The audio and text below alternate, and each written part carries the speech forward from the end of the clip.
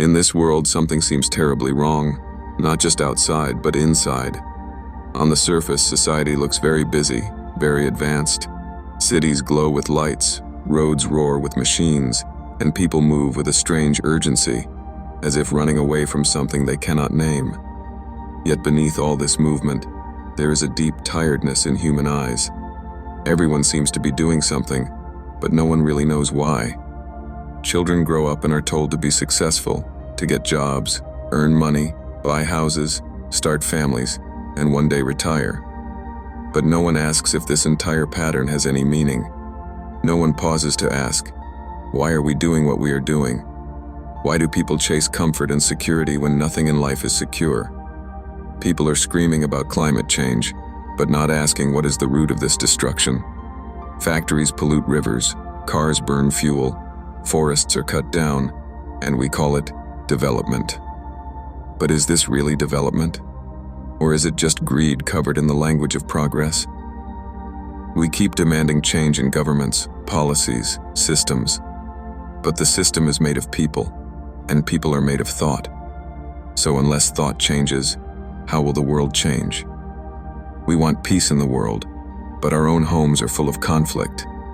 We want clean air, but we fill our minds with junk, useless comparisons, jealousy, fear, and noise. A polluted mind cannot create a clean world. And here lies the root of the crisis, not in the climate, but in consciousness. Climate change is not just a physical problem, it is a reflection of inner chaos. Trees are not being destroyed because we need wood, but because we feel empty inside and try to fill that emptiness with buildings and things. Oceans are full of plastic because human life has become plastic, superficial, replaceable, synthetic. The heat of the earth is rising because the heat of human desire is rising.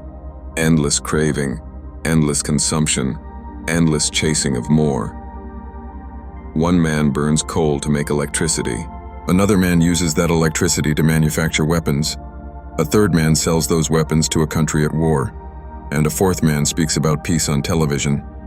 This is our world. We call it civilized. We call it intelligent.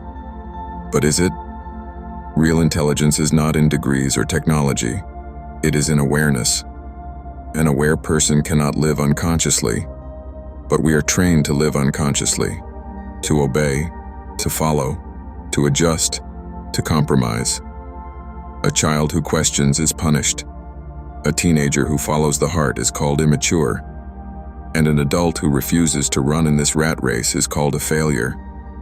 So everyone wears a mask, and no one looks within. But if we do not look within, how will we ever understand what is happening without? Look at your life. Just pause and observe. Are you living because you are alive? Or are you just surviving? Going from one task to another like a robot? Waking up, eating, working, scrolling, sleeping, day after day. Is this life? Look at the air you breathe. It is polluted. Look at the water you drink. It is dying. Look at your relationships. They are dry, transactional, conditional. Do you love the people around you, or do you just need them? Do you truly listen to your partner, your parents, your children, or do you just hear them while your mind is somewhere else?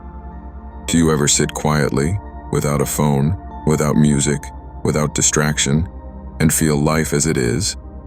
Or is silence so frightening that you must fill it with something? People say, save the earth, plant trees, go green. But the real green is not in leaves. It is in the freshness of your mind. A fresh mind is like a tree. It gives shade, it gives fruit, it gives oxygen. But a stale mind only consumes. It wants more attention, more praise, more control. That mind creates a society where people are not human anymore. They are resumes, brands, users, followers. Everything has become a product, even the self. A person is judged by how many likes they get, how well they fit into trends. Even spirituality is now sold, packaged, branded, marketed like soap. But truth is not a product. Freedom is not a seminar. Awareness is not a workshop. You cannot buy it. You cannot be taught it. You have to see it for yourself. And this seeing is the real revolution. Not in the streets, but in the soul. Not through slogans, but through stillness. Not by reacting, but by understanding. Look at your anger. Don't justify it. Just observe it. Where does it come from? Look at your desire to be important. What is this desire made of? Fear? Loneliness? Look at how you talk to others. Is it real or rehearsed? Are you ever truly honest, or always playing a role? Good son, perfect student, hardworking employee, spiritual seeker. Drop all roles for a moment. Sit with yourself, not as a name, not as a body, but as awareness. And ask, who am I? Why am I here? Is there another way to live? This questioning is the fire that can burn all lies.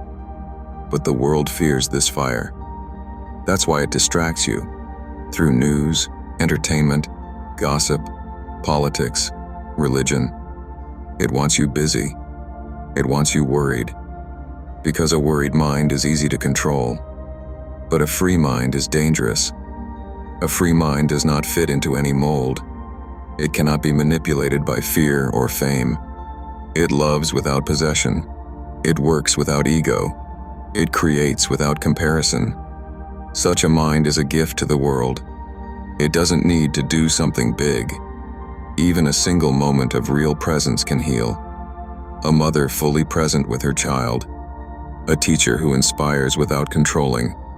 A farmer who plants with love, not greed. A student who questions everything, including the teacher. This is real change.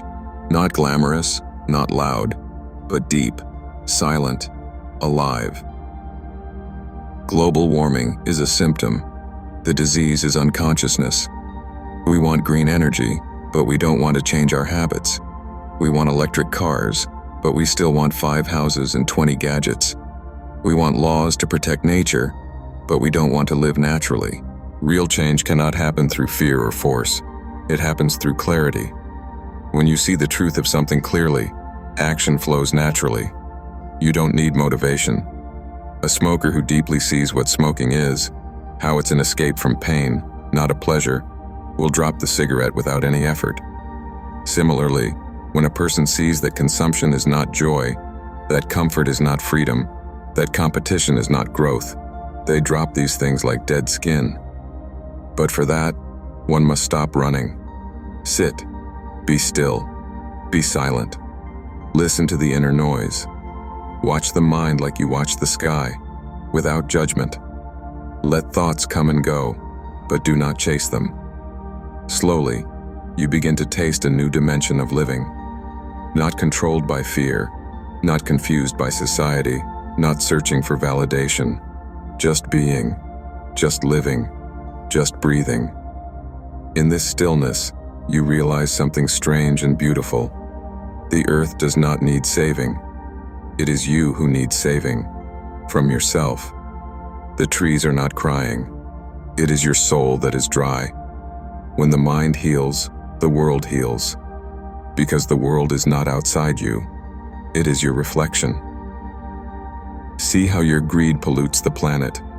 See how your fear creates conflict. See how your boredom demands distraction, and that distraction becomes a demand for more production. And that production leads to pollution. It is all connected. The plastic in the ocean is not just waste.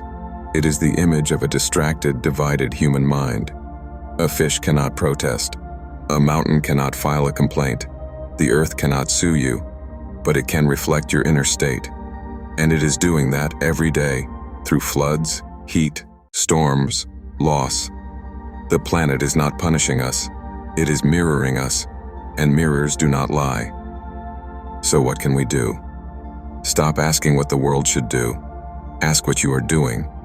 Start with small things. Say no to things you don't need. Spend time in nature, not to click photos, but to feel connected. Talk to people, not just through messages, but heart to heart. Create something, not for fame, but for love. Work, not just to earn, but to grow. Rest, not just to escape, but to return. Question everything you have accepted, even your idea of success, happiness, and God. Especially God, because most people don't want truth. They want comfort, and the truth is never comfortable. It burns, but it also frees. If enough people begin to live with this awareness, silently, deeply, honestly, the world will shift. Not suddenly, but surely. Like dawn, like rain, quietly, naturally. But it must begin with you.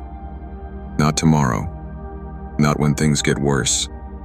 Now, in this breath, in this moment. Because this moment is all there is.